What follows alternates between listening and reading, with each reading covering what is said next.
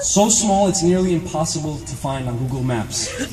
Luckily for me, my mom and my older brother were with me, because if they weren't, I would have turned right back around, gone into the plane, and went back home. Because when I got off that plane, a 120-degree gust of wind hits me in the face. And as the fog from my sunglasses cleared, I saw one lone goat in front of me with a sign around its neck that said, "Welcome to St. Martin, the friendly island." Right then I knew it was going to be a very wild ride, and it was quite the adventure. But along with medical knowledge, I learned a lot of life lessons, which were very important to me.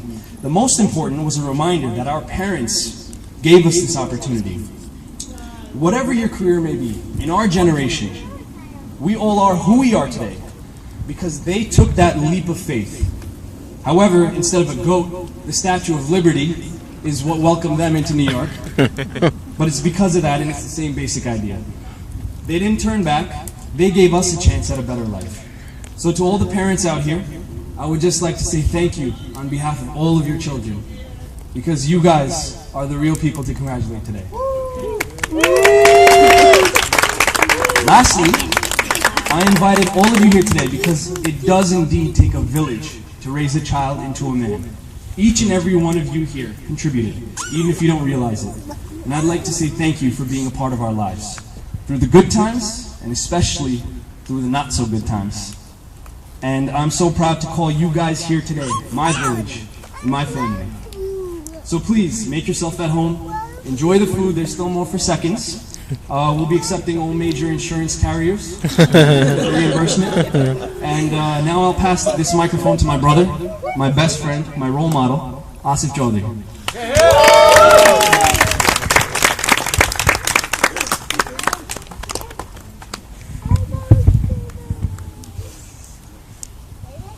I'm a little nervous right now. Now we're done. This is prepared. I'm not as good with words as Yousaf is. No. Yousaf has a natural talent with words and being persuasive with people. That's why you're all friends with him right now. All right. So, like Yousaf said, in many different ways, welcome. Thank you for being here. And most importantly, thank you for joining us tonight. I'm going to stand this way. As you all know, I'm Yousaf's alarm clock. Actually more of a mailman. Actually, I think more so his accountant and financial advisor. If I think about it, I'm also his Jummah Namaz alarm clock. And also his to-do list reminder. You know, I've told Yousaf 1,000 times, he just doesn't know how to click that one app on his iPhone. First page, 3 rows down, second one in, the to-do list. He just can't manage to do that, so I had to remind him how to do everything. Like last week I had to remind him he has to sell his car. And I ended up doing that for him. So, oh yeah, and I forgot, as he mentioned, I'm also his brother. I just want to emphasize one thing. I am his older brother. I'm emphasizing older because with his new wardrobe, haircut, style transformation, in addition to his charm, Yousaf looks a lot more mature than I do. And also because I'm a little bit fairer than him. Yeah. And quite often people confuse us, thinking I'm Yousaf and he's Asif, and as you all know, we look identical. So it's very easy to make that mistake. But mashallah, he looks exactly how a sophisticated professional and scholarly individual should look. Weary from those long, long hours of studying in the library, bad eyesight from reading and staring at a computer screen for hours on end, scrawny from a lack of proper nutrition due to his time in St. Martin and his time in the Delphi Library.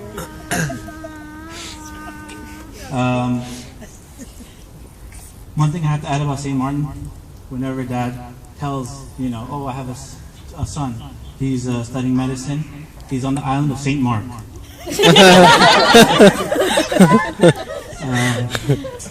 And one other thing is Yousaf developed an introverted personality from being verbally abused. by interns and attendings. Thanks, Hamza. Actually, no, that's a far stretch. Yousaf's as extroverted as they get. You know, whatever he's feeling, whatever he is right out there. Nothing's hidden from plain sight. Alright, so in all seriousness, mashallah, Yousaf turned out to be quite the opposite of what I expected. He went from selling butt scratchers in this neighborhood, and for those of you who don't know what a butt scratcher is, it's a metal hanger that you get from the laundromats. You straighten them out, but you leave the hook portion as a hook. And that's your butt scratcher. And yes, he did manage to sell a few of them. Yeah. So Yousaf pulled just about every silly and foolish prank possible or imaginable during family gatherings and gatherings with family friends and friends as well. I was honestly worried about him and his future. His freshman year at Stony Brook, the first semester, Yousaf had absolutely no drive. It was a struggle to get him out of the house in the morning. On the way in, he'd be like, I don't want to go to psych. I don't want to go to psych. And, what do you call it?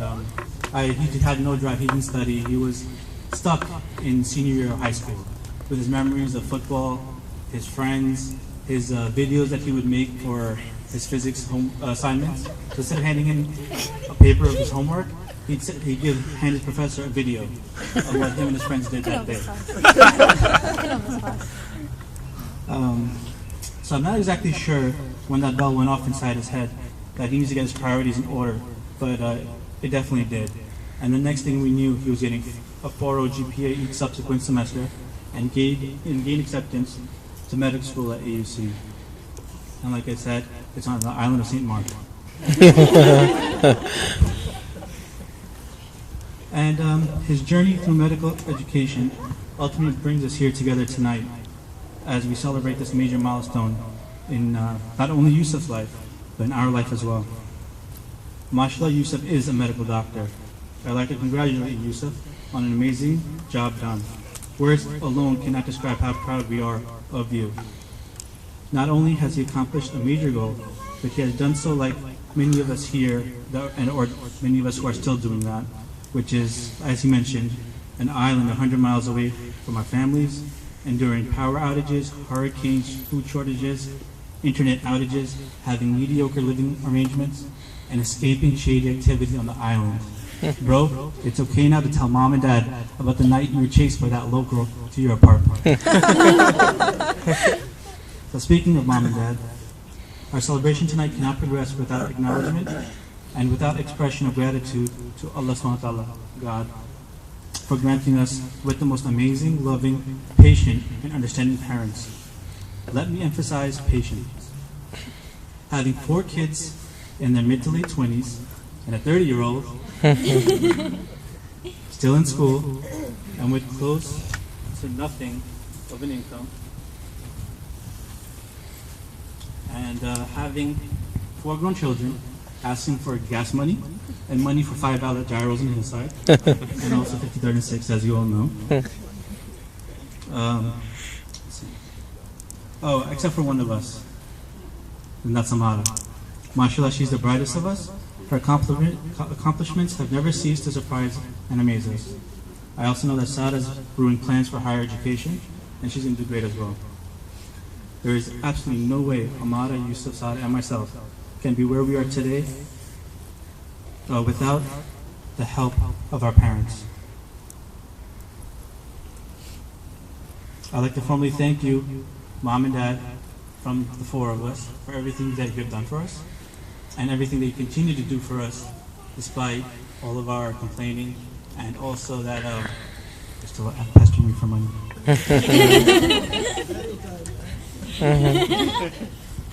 I'd also like to share special thanks to Khalabila, Khalijan, Essen, Sana, and Hassan.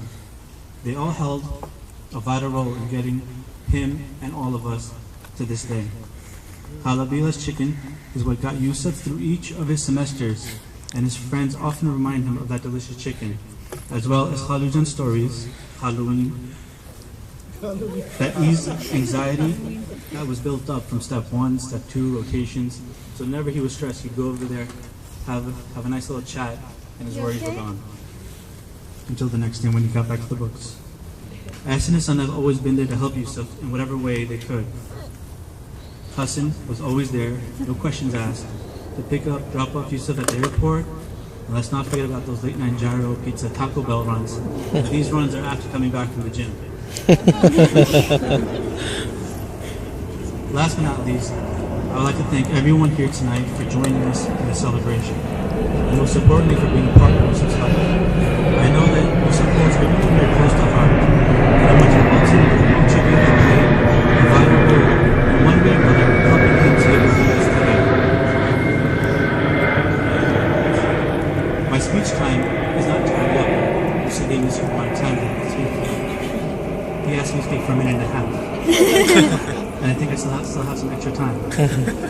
However, I feel like I should share the mic and let some of his friends share some words as well. Once again, Yousaf, congratulations. We're really proud of you. Congratulations to you, Mom and Dad. Alhamdulillah, Khaludan. And Alhamdulillah, great Dr. Bangia. Thank you all. Let's make it a nice night.